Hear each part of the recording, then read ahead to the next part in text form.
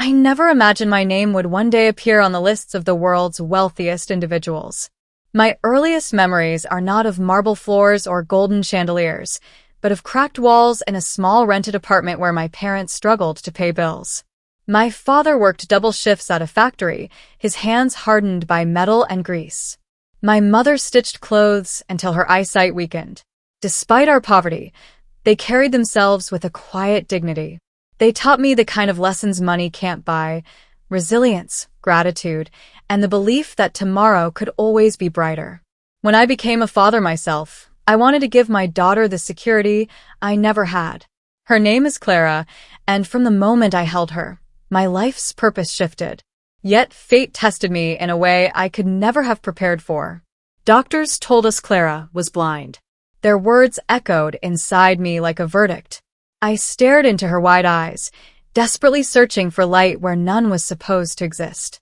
I promised myself I would protect her from a world that might treat her as fragile, broken, or less than whole. Raising a child with such a condition changed everything about my daily routine. I read books on child development, consulted specialists, and even learned techniques to help her navigate without sight. Every laugh she gave me was like sunlight piercing through heavy clouds. But every stumble, every question she asked about why others could see what she could not, cut deeper than any wound. The truth was, I felt powerless. I had money by then, but wealth couldn't buy vision.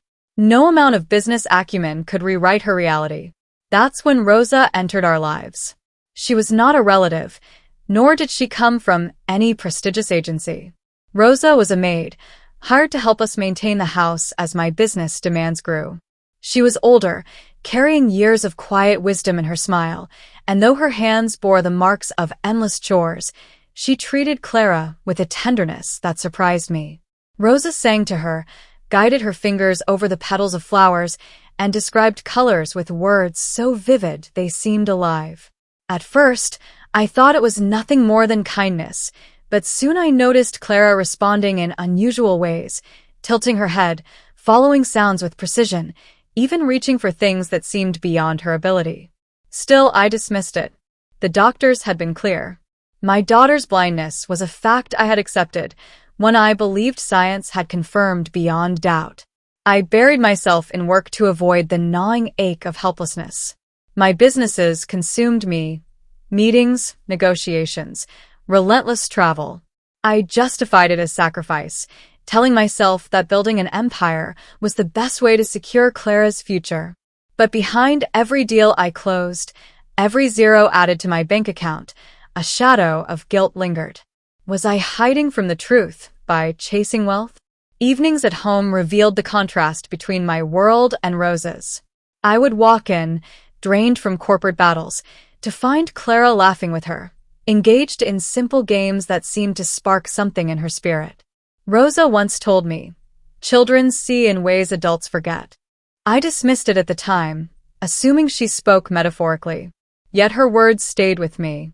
I wanted to believe money was enough, that by becoming successful, I could compensate for everything Clara lacked. But the quiet reality was unavoidable. Success meant little if the person I loved most would never experience the world fully. That thought haunted me, even as headlines began calling me a millionaire. The first chapter of my journey wasn't about financial triumphs. It was about facing a truth that tore at the foundation of my soul. I had built a fortress of wealth, but inside I carried fears no fortune could erase.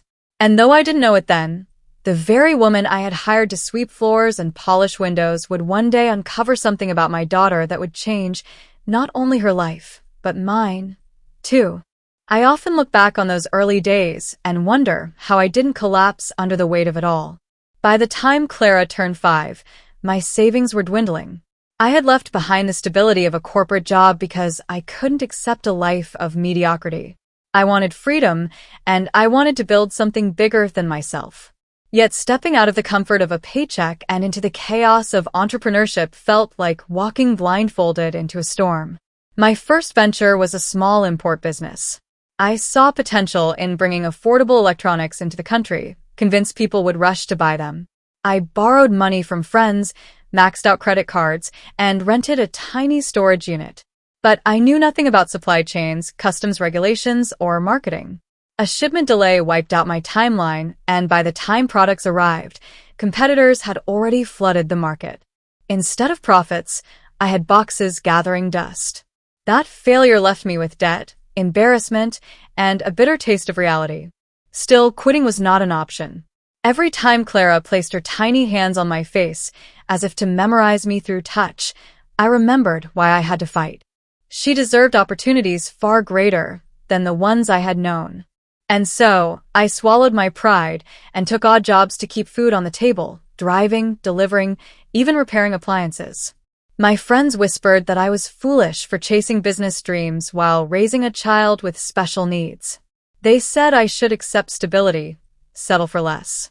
But deep inside, a fire refused to go out. What separated me from them wasn't intelligence or luck. It was obsession. I studied relentlessly.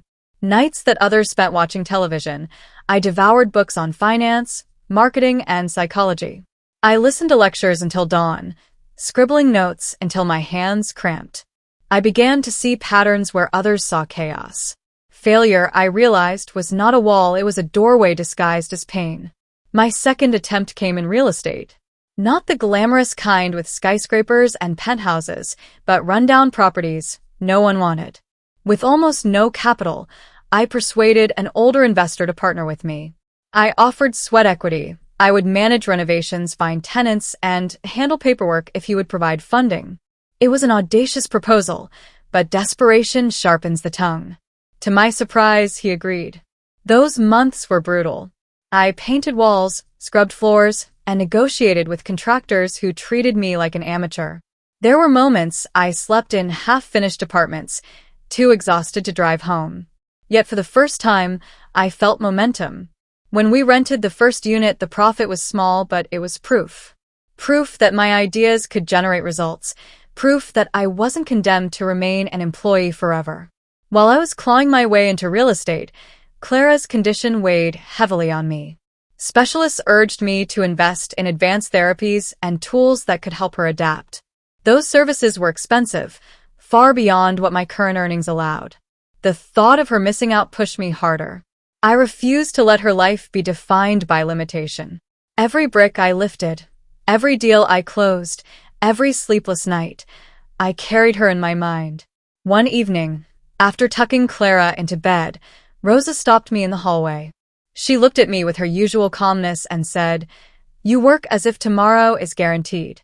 But what if it isn't?" Her words hit me harder than any financial setback. I realized then that my drive wasn't only about money. It was about urgency, the awareness that life was fragile, that every second counted. The turning point came when I flipped my first property entirely on my own. I bought a neglected house at a price that seemed reckless to everyone else. Friends laughed, relatives shook their heads. But I saw possibility. I poured every dollar and ounce of energy into its transformation. When it finally sold, the profit wasn't just financial, it was psychological. I knew then that I could scale. That was the seed of the empire I would one day build. Looking back, that stage of my journey wasn't glamorous. It was survival. I carried debts, doubts, and 1,000 reasons to surrender. But each failure, each rejection, each sleepless night carved resilience into my bones. I was no longer the man who feared risk. I had become someone who could endure storms. And though I didn't yet know it, that ability would become my most valuable asset on the road to billions. Momentum is a peculiar thing. For years, I felt as if I were pushing a boulder uphill, sweat dripping, muscles trembling, progress almost invisible. But once that stone crested the peak, gravity itself seemed to join my side. My real estate ventures expanded, first cautiously, then aggressively. Each successful flip built my confidence and my reputation. Lenders who once ignored my calls began to answer. Investors who once dismissed me now asked for meetings. I remember the first time I signed papers for a multi-million-dollar building. My hands shook so violently, I could hardly hold the pen. Yet beneath that trembling was a determination forged through failure. I no longer saw risk as something to fear. To me, Risk was the toll one had to pay at the gate of opportunity. But success didn't arrive as a straight line. The global financial climate shifted, markets collapsed, and once again, I was staring at potential ruin. Tenants defaulted, contractors abandoned projects, banks tightened credit. For weeks, I couldn't sleep. Clara, by then 8 years old, would ask why I looked so tired. I'd force a smile and tell her stories about castles and warriors, hiding my worry behind fairy tales. During one of those turbulent nights, I sat at my desk surrounded by unpaid invoices. I thought about selling everything, retreating back into employment, accepting defeat. Then Clara walked in, guided by Rosa. She held a toy sword in her hand and said, "Papa, knights don't quit when the dragon looks scary." Her words pierced through my despair. It was as if life had sent me a message through the mouth of a child. Instead of folding, I pivoted. I stopped chasing grand projects and focused on undervalued assets others ignored. While competitors drowned under debts of luxury developments, I acquired smaller, distressed properties that required creativity rather than massive capital. I built relationships with communities, offered fair rents, and reinvested profits into expansion. Slowly, my fortune grew, this time on a sturdier foundation. The press began noticing. Articles painted me as a visionary, someone who thrived in chaos. Truthfully, I wasn't a genius. I was simply too stubborn to let failure have the last word. I reinvested relentlessly, always choosing growth over comfort. I drove an old car long after I could afford better, funneled earnings back into ventures, and lived with the discipline of a soldier. My friends bought luxury. I bought leverage. That decision became the dividing line between being rich and becoming wealthy. Amidst all this, Clara's development continued to fascinate me. Though doctors insisted she was blind, I noticed moments that unsettled me. She'd catch a ball quicker than expected, or point towards something across the room with uncanny accuracy. I dismissed it as coincidence or heightened hearing, unwilling to nurture hope that might be false. Rosa, however, watched her with sharper eyes. More than once she hinted that Clara sensed things differently than we believed. I brushed it off, burying myself deeper into business, afraid of confronting possibilities that might unravel everything I thought I knew. By my late 30s, I had crossed the threshold from millionaire to multimillionaire. With scale came influence, and with influence came pressure. Politicians sought donations, competitors plotted my downfall, and strangers treated me as though I were an untouchable figure. Yet in the quiet of my home, I was simply a father who longed for his daughter to experience the fullness of life. One night, after closing the biggest deal of my career at that point, I stood before the mirror and asked myself, what is all this for? The cars, the properties, the accounts swelling with numbers. It all felt hollow when weighed against the thought of Clara never seeing a sunrise. I realized wealth alone wasn't enough. It had to serve a purpose. That purpose, for me, became freedom. Freedom to provide, to protect, and perhaps someday, to find answers no doctor had yet given. The boulder I had pushed for so long was now rolling, gathering speed. Opportunities came faster than I could chase them. Yet with every triumph, shadows lingered. Shadows of questions I wasn't ready to face, and a truth Rosa would one day uncover that would shatter the very foundation of the life I thought I had built. By the time my net worth crossed into the realm of hundreds of millions, people began calling me lucky. They said timing favored me, that I had simply been at the right place in the right market. Those words amused me. They hadn't seen the sleepless nights, the bankrupt accounts, the meals skipped to pay workers, or the constant fear of collapse. Luck might open a door, but discipline is what allows you to walk through it without stumbling. My competitors chased appearances. They flaunted sports cars, hosted extravagant parties, and built empires on credit. I chose a different path. I reinvested almost everything. I lived in the same modest house long after I could afford mansions. I wore watches that cost less than their belts. My wealth wasn't for show. It was ammunition, a reservoir to outlast storms and seize opportunities when others panicked.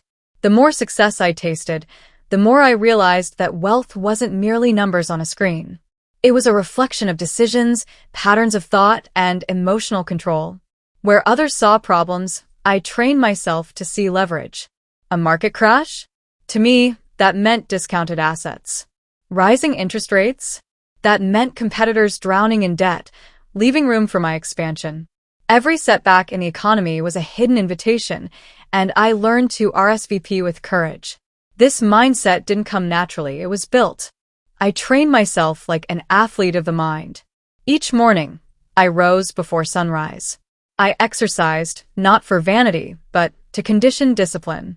I read voraciously, devouring books on history, strategy, psychology, and innovation. I kept journals filled with lessons from every failure, notes from every negotiation, and reflections from mentors I never met except through their words. While others wasted time on distractions, I treated focus as currency.